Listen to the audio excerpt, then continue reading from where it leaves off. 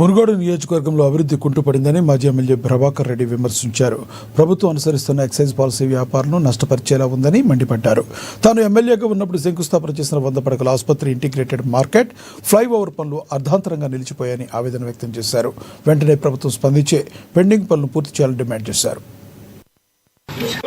ఇప్పటికీ ఈ మున్సిపాలిటీలో 10 కోట్ల నిధులు అక్కడగానే మురిగిపోతా ఉన్నాయి.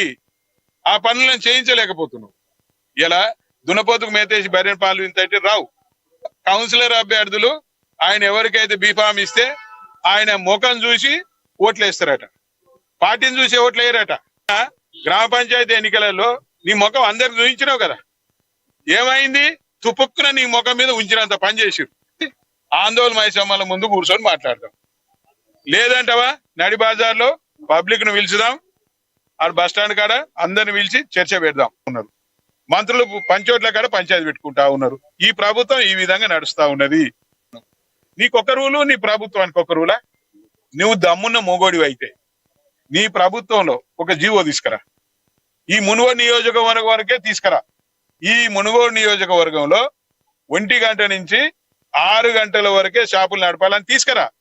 ఆ రోజు టెండర్లా నువ్వేం చేసినావు? 10 గంటల సంది షాపులు నడపాలి, రాత్రి 10 గంటల దాకా అని చెప్పినావు.